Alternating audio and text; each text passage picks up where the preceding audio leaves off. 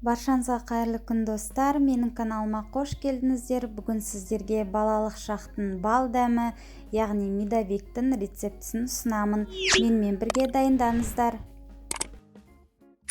Ол үшін ыдысымызға сары майды салып, оның үстіне қант, одан кейін таза балды салып, баяу отта ерітеміз.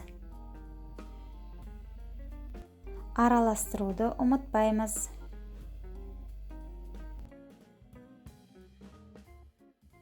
Барлық ингредиенттер ерігеннен кейін үстіне соданы салып, жақсылап араластыратын боламыз. Осы сұйық массамыз 2-3 есеге ұлғайып көбейеді. Одан кейін құрғақ ыдысымызға жұмыртқаны жарып аламыз, венчиктің көмегімен жақсылап араластырамыз.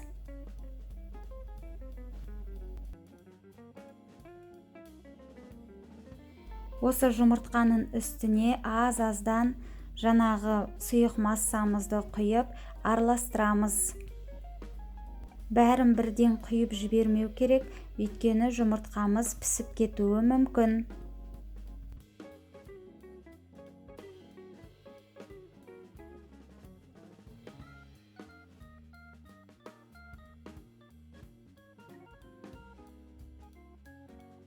Енді осы массаның үстіне алдын ала електен өткізілген ұнымызды аз-аздан салып, лопатканың көмегімен жақсылап араластырамыз.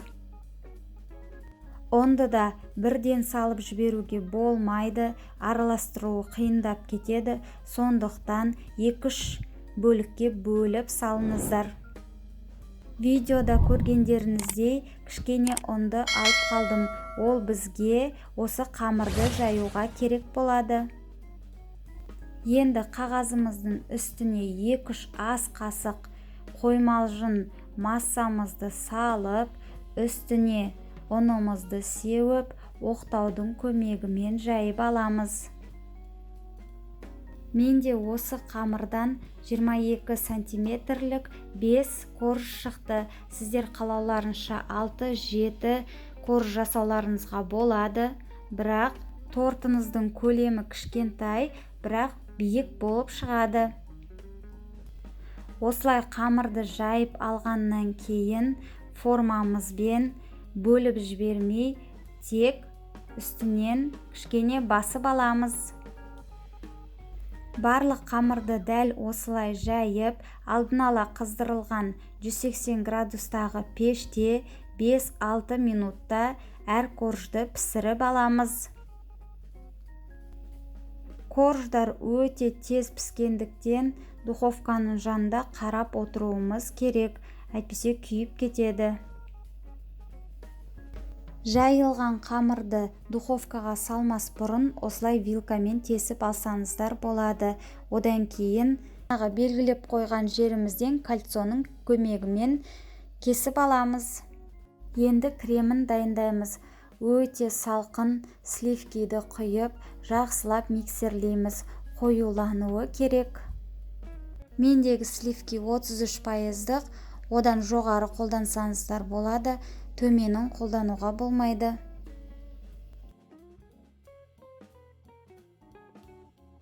Сливки кішкене қоюланғаннан кейін қантымызды салып, тағы да қатты жылдамдықта қоюланғанша миксерлейміз.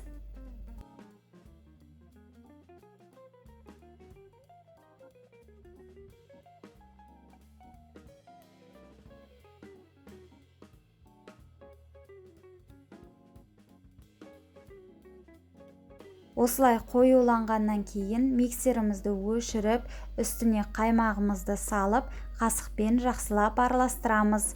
Креміміз дайын. Мендегі қаймақ 20%. Енді тортымызды жинаймыз. Бірінші коржды салып, үстінен 3-4 қасықтай кремімізді жағып, дайындап аламыз.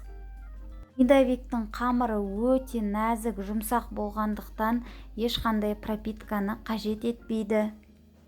Барлығын кезекпен жасап, осылай тортымызды жинап аламыз.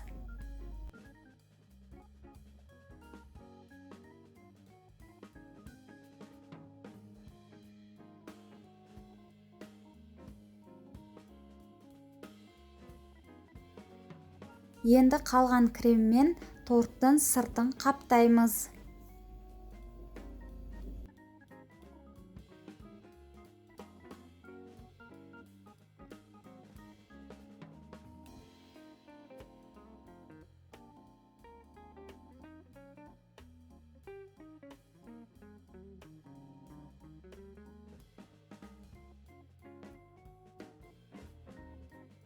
Тортты холодильникке шамамен 2 сағатқа жібереміз.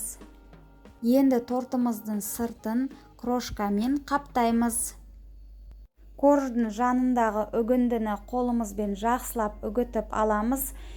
Сіздер блендермен жасап алсаңыздар да болады. Осымен біздің өте дәмді, нәзік балды тортымыз дайын.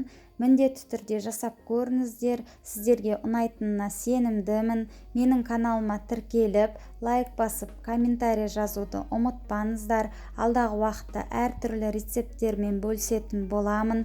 Сіздермен болған жібек, назарларыңызға рахмет. Видеоны соңына дейін көргендеріңізге алғысым шексіз. Қош сау болыңыздар.